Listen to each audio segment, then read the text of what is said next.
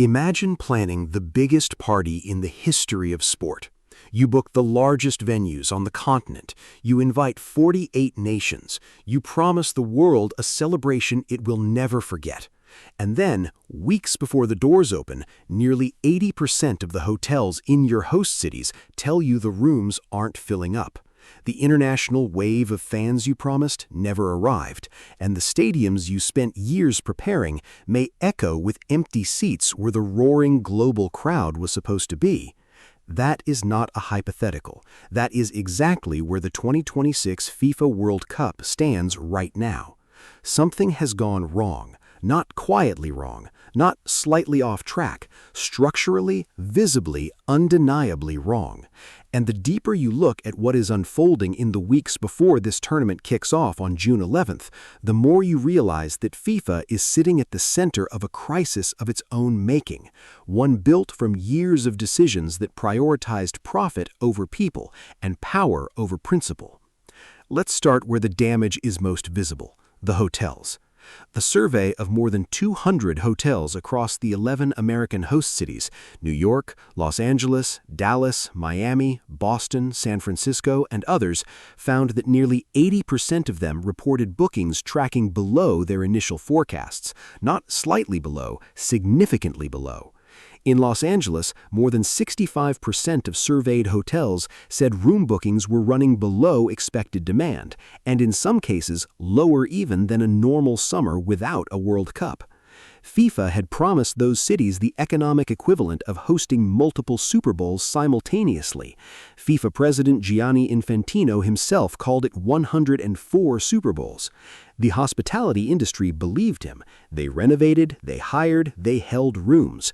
And now, just weeks from kickoff, they are quietly describing what was supposed to be the tournament of a lifetime as something closer to a non-event. But that was only the beginning. In cities like Philadelphia and Los Angeles, FIFA canceled thousands of pre-booked hotel room blocks without public explanation. Officials insisted this was standard practice, that FIFA routinely overbooks and then releases what isn't needed as the event draws closer. But the timing, combined with everything else happening around this tournament, made those cancellations feel like something more. City officials in Arlington, Texas, which is hosting the most World Cup matches of any venue, openly acknowledged that hotel demand was slower than expected. The president of Arlington's own Conventions and Visitors Bureau pointed to a single dominant factor: anti-American sentiment. People around the world, he said, are simply reluctant to come. If you're watching this and you want to stay ahead of every development shaking this tournament, subscribe right now and turn on notifications. We are covering the 2026 World Cup like no one else, from the politics to the pitches, and this story has many layers left to uncover. The reluctance isn't abstract. It has numbers attached. Alliated booking data from one of the world's leading aviation analytics firms shows that European bookings to the United States for July 2026, peak World Cup time, are down more than 14% compared to the same period last year. The sharpest drops are coming from Frankfurt, Barcelona, Amsterdam, Paris, Munich, and Athens. These are the cities where football is a religion. These are the fans who travel to World Cups, and they are not coming in the numbers anyone projected. What makes that figure even striking is that the US dollar is currently down 12% against the euro. America has never been more affordable for European visitors, and they are still staying away. That tells you this is not about cost. It is about something deeper, something that no price adjustment can fix. And that brings us to the visa catastrophe, a crisis that experts warned about years ago, that FIFA was told would become a problem, and that has now become exactly as serious as feared. Nationals from 39 countries currently face U.S. travel restrictions that effectively prevent them from obtaining the visitor visas needed to attend matches on American soil. 4 of the 48 qualified nations, Haiti, Iran, Côte d'Ivoire, and Senegal have fans directly caught in those bans. The players will be allowed to compete, the coaches will be on the sidelines, but the supporters, the ordinary people who have followed these teams through qualifying campaigns and dreamed of this moment, are barred from crossing the border. Haiti's situation is particularly painful. Their national team qualified for the World Cup for the first time in more than 50 years. This was supposed to be a historic, once-in-a-generation moment for that country and its people. Most Haitian fans will watch it from home. What happened next surprised many observers. Beyond the outright bans, several other qualified nations face a different kind of barrier, one measured not in legal restrictions but in dollars. Fans from Algeria, Cape Verde, Tunisia, and Senegal were, at various points, required to pay a visa bond of up to $15,000 simply to apply for entry into the United States, not to guarantee entry, just to be considered. For most ordinary football supporters, people who save for years to attend a World Cup, that figure is not steep, it is impossible. In response to the outcry, the U.S. government temporarily dropped the bond requirement for fans from some African nations, but the gesture came late, and the damage to international confidence had already been done. The FIFA Pass, a special visa prioritization system announced by FIFA Infantino and backed by the White House, was meant to be the solution. Show your match ticket, get your visa appointment fast-tracked. Clean, simple, accessible. But uptake has been described as modest at best. The program has failed to overcome what one analysis called the entrenched, slow, and uncertain embassy screening processes required for entry.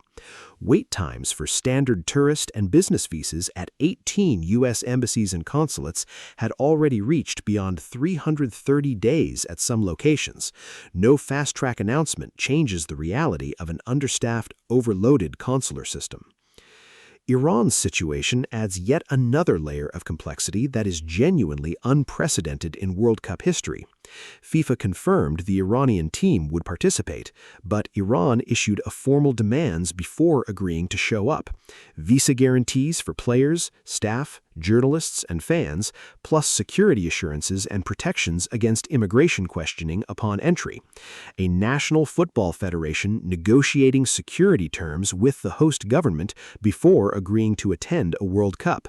In decades of covering this sport, nobody has seen anything quite like it. If this breakdown is giving you the full picture you haven't been getting elsewhere, subscribe now and stay with us.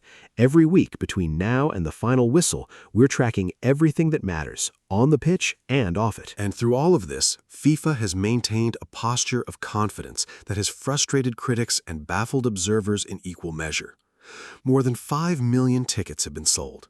Infantino has pointed to 500 million ticket requests during the application window, 10 times the combined demand of the previous 2 World Cups. He declared 100% of the inventory put to market had been sold.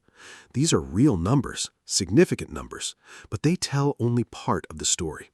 Because selling tickets and filling stadiums with a genuinely global representative crowd are two very different things. Wealthy domestic buyers can purchase tickets that price out international supporters. A stadium can be full and still represent a failure of everything the World Cup is supposed to stand for. Meanwhile, the cities that bet on this tournament are quietly recalibrating their expectations. Los Angeles was counting on the World Cup, combined with the 2028 Olympics, as an economic lifeline after a devastating year of wildfires, immigration enforcement operations, and a tourism slump that saw foreign visitor spending fall for the first time since the pandemic. International tourist arrivals to the United States fell 6% in 2025, while the rest of the world saw significant tourism growth. The World Cup was supposed to reverse that trend. Right now, the early signs suggest it will not deliver what was promised. Across Europe, Amnesty International and Human Rights Watch have issued formal warnings. Football Supporters Europe has filed a complaint before the European Commission. 20 European football federation leaders called for a boycott. Safety organizations have described conditions around the tournament as a potential threat to fans and local communities. These are not fringe voices. These are the established institutions of world football raising alarms that the sport's governing body continues to publicly dismiss. And that gap between what FIFA says publicly and what the evidence on the ground actually shows may be the most important story of this entire tournament. Because what is happening to the 2026 World Cup is not just a logistical problem. It is a test of what international sport actually means in a world of hardening borders, soaring costs, and widening inequality. The World Cup has always derived its power from the idea that it belongs to everyone, that a family in Dakar, a young man in Iran, a grandmother in Abidjan could, against all odds, watch their country compete on the greatest stage football has to offer. That promise was never easy to keep, but it was always worth keeping. What happens when that promise is broken, not accidentally, but structurally, will shape this sport for a generation. FIFA will count its revenue. The matches will be played. A champion will be crowned. But the question that lingers after every empty hotel room, every denied visa application, every fan who couldn't afford a seat is a simple one. Who exactly was this World Cup built for? Drop your answer in the comments. And if you believe football still belongs to the world, not just to those who can pay for it, let us know. Because that conversation is one this sport desperately needs to have right now.